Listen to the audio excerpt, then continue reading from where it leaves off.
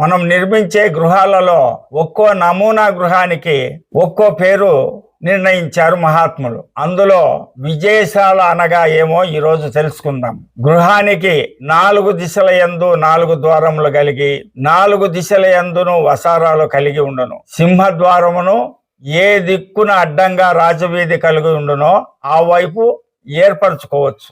ఈ శాల సర్వ సంపదలు కలిగించును, పుత్ర పౌత్రాభివృద్ధిని గావించును. దీనినే విశ్వతోముఖ గృహం అని కూడా పిలుస్తారట. అది ఎలా ఉంటుందో నమూనా ఇప్పుడు చూపిస్తాను. తూర్పు, పడమర, ఉత్తరము, దక్షిణము ఏ వైపు రాజవీధి ఉన్నా కూడా, ఏ వైపు ప్రధాన ద్వారం ఉన్నా కూడా ఆ వైపు ప్రధాన ద్వారం పెట్టుకోవచ్చు. రోడ్డు ఎక్కడ పెద్దగుంటే అలా పెట్టుకొని మిగిలిన వైపులా సబ్ డోర్స్ పెట్టుకొని 4 వైపులా వసారా కలిగిన గృహము విజయశాల అని మహాత్ములు తెలియజేశారు. ఇలాంటి విజయశాల కట్టుకున్న వారికి సర్వ సంపదలు కలిగించును, పుత్ర పౌత్రాభివృద్ధిని గావించును. దీనినే విశ్వతోముఖ గృహం అని కూడా మహాత్ములు పేరు పెట్టారు.